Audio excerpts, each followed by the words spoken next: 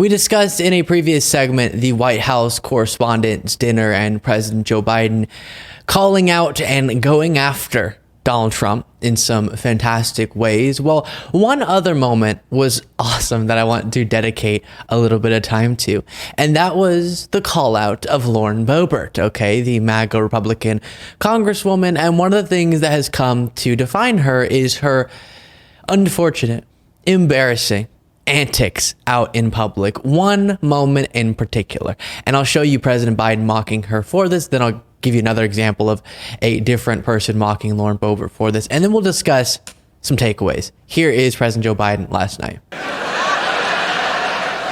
Trump's so desperate he started reading those Bibles he's selling. Then he got to the first commandment. You shall have no other gods before me. That's when he put it down and said, this book's not for me.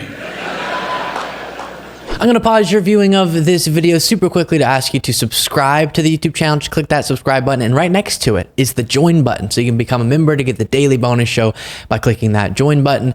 Back to the video. Look, being here is a reminder that folks think what's going on in Congress is political theater. That's not true. If Congress were theater, they'd have thrown out Lauren Boebert a long time ago.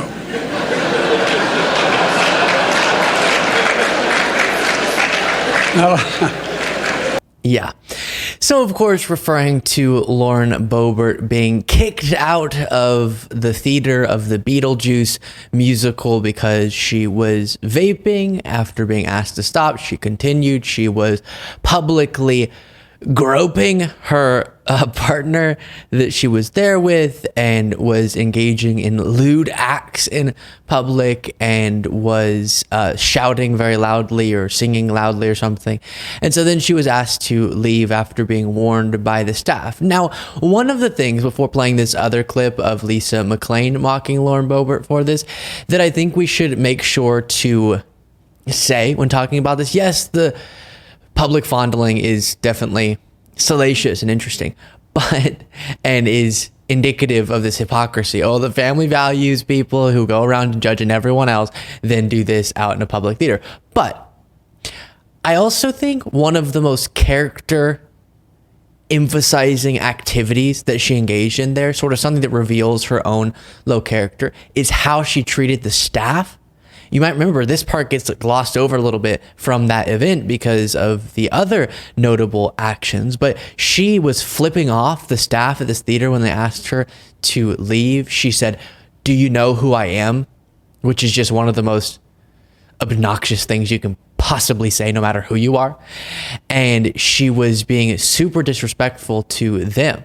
Now, I'll put up next to me the moment that I'm referring to where she's storming out and very upset, and she's so wronged and flipping them off. And I do think you can learn a lot about somebody by how they treat staff in a venue like this, especially if something goes wrong and you're trying to figure out a problem.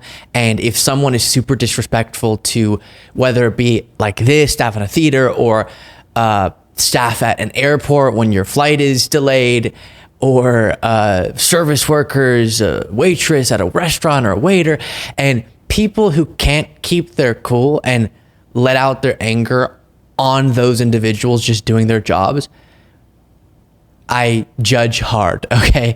And it's a good way for me to figure out if someone needs to be ruled out as a possible friend or possible romantic partner if they're treating people poorly who are, again, just working, doing their jobs. And often what you're upset about has nothing to do with them. Like here, they're just enforcing the rules of the theater. Or if a flight's delayed, it's not the person at the desk's fault, and etc. In many of the cases, it doesn't have anything to do with the person you're talking to. So if you let all your anger out at them, I lose respect for you. And that's a good example there with Lauren Boebert, not to mention the other things. Here's another example. This is Republican Congresswoman Lisa McClain at the Washington Press Club Foundation event. If you could, for the speech tonight, if everyone could, please keep their hands above the table. And I know it's date night from some of you, but no inappropriate touching. That includes you, Lauren Boebert. No vaping either. Yeah. So she's not going to live that one down, I can tell you. This reminded me of some talking points memo reporting as 2023, this was at the end of 2023, winds down and lawmakers gear up for a re-election year and time back home among constituents over the holidays. Representative Lauren Boebert is attempting to rehabilitate her reputation. This message, or the message she's trying to communicate to voters back home, she's sorry. Now, there's actually something far more important that I want to talk about, because we've gone over, as I just did again, sort of the story for what it is. But there's something more important if you zoom out, which is, while I find her behavior to be, especially the way that she was treating the staff in that theater, repugnant, it really bothers me what gets MAGA voters to finally give up on these leaders.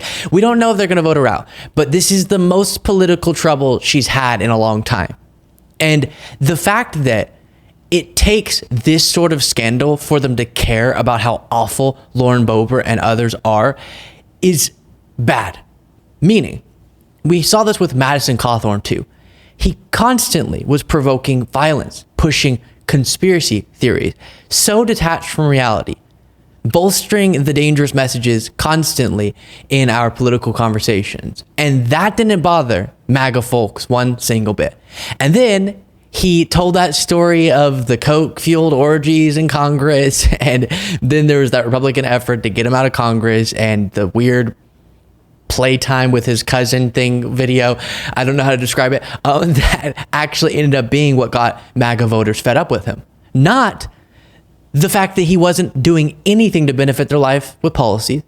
Not that he's this horribly anti-democratic individual with his election lies, because they love those. But the video of him being weird on a bed, whatever. Fill in the blank. But then Lauren Boebert, same thing's happening. They don't care when she's making wildly bigoted remarks. They don't care when she's also lying about our elections. They don't care that she's trying to take credit sometimes for policies that she voted against, and she is fighting against the policy agenda of Biden Democrats while they're actually working to make Lauren Boebert's constituents' lives better. None of that bothers these voters. But the Beetlejuice thing does.